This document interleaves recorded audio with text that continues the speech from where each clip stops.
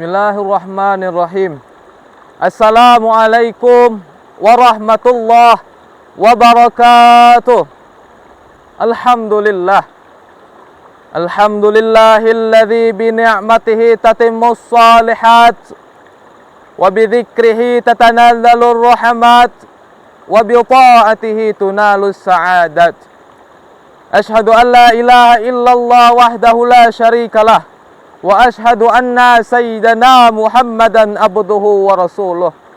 Allahumma fasalli wa sallim wa barik wa tahannan wa takarram wa ta'azzam ala sayyidina Muhammadin wa ala alihi wa sahbihi ajmain, amma ba'du. Hadirin yang berbahagia, Allah Subhanahu wa taala berfirman dalam surah Ibrahim ayat 7. A'udzu billahi minasyaitonir rajim. Bismillahirrahmanirrahim. La in syakartum la azidannakum. Jika kalian syukur terhadap nikmatku, sekecil apapun nikmat itu, sebesar apapun nikmat itu, jika kita syukuri, niscaya Allah akan menambah nikmat tersebut. Wala in kafartum inna azabi lasyadid. Tapi ingat, jika kalian kufur terhadap nikmatku, kata Allah, niscaya azabku sangatlah pedih. Al-Imam Ibnu Athaillah As-Sakandari menyatakan tentang syukur itu, man lam yashkurin ni'am faqad ta'arrada li zawaliha. Barang siapa yang tidak mensyukuri nikmat Allah Subhanahu wa taala, niscaya ia telah mendorong akan hilangnya nikmat tersebut. Wa man syakaraha faqad qayyadaha biiqaliha. Dan barang siapa yang mensyukuri nikmat Allah, baik itu nikmat sekecil apapun, nikmat sebesar apapun, maka sungguh ia telah mengikat akan ketetapan nikmat tersebut. Disebutkan dalam sebuah syair, in kunta fin ni'matin, jika kalian di dalam bingkai kenikmatan, far'aha, maka jagalah nikmat tersebut.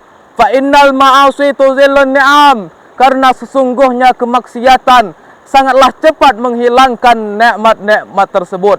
Fadawim alaiha bisyukril ilahi, maka langgengkanlah kesyukuran itu dengan bersyukur kepada Allah Subhanahu wa taala.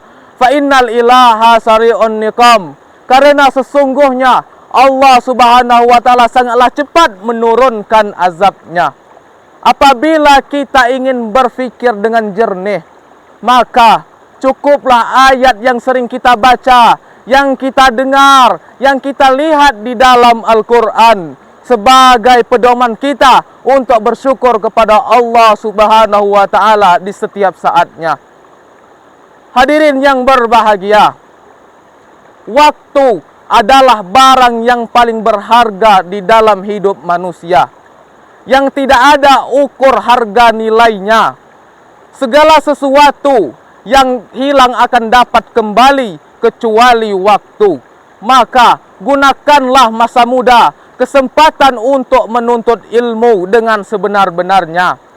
Imam Syafi'i berkomentar, inna fi aidis syababi amral ummah. Saudaraku yang dimuliakan oleh Allah Subhanahu wa taala, apabila kita menengok ulang balik sejarah agama bangsa yang besar ini, kita akan menemukan betapa besarnya potensi para pemuda-pemudi, betapa strategisnya posisi mereka dalam menentukan perjuangan agama dan bangsa yang besar ini. Sehingga Imam Syafi'i berkomentar, inna fi aidis syababi amral ummah. Sesungguhnya di tangan para pemuda-pemudilah terletak urusan umat. Wa fi aqdamihim hayataha. Dan di bawah telapak kaki mereka lah tergantung hidup atau matinya umat. Memang tidak berlebihan. Biasanya di usia muda itulah seseorang mencapai kondisi yang paling prima di dalam hidupnya. Dari segi fisik memang tidak banyak kekurangan karena masih relatif sangat sehat. Dari segi pikiran memang sedang pertumbuhan berpikir rasional.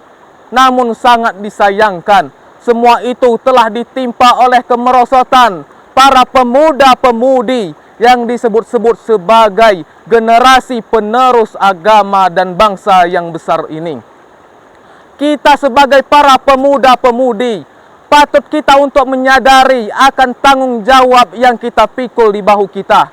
Siapa yang akan mengembangkan alam semesta ini? Siapa yang akan mengembangkan semua nikmat, semua karunia yang Allah berikan kepada kita?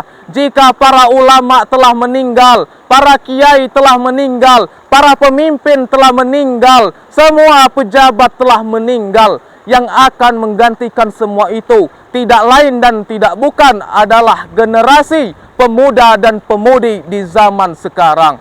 Hadirin yang berbahagia, saudaraku yang dimuliakan oleh Allah Subhanahu wa taala. Mungkin cukup sekian kultum yang saya sampaikan. Jika terdapat kesalahan dan kekurangan, Al-Fakir mohon maaf. Jika terdapat kebenaran, itu datangnya dari Allah Subhanahu wa taala. Wallahul muwaffiq ila aqwamit thoriq. Wassalamualaikum warahmatullahi wabarakatuh.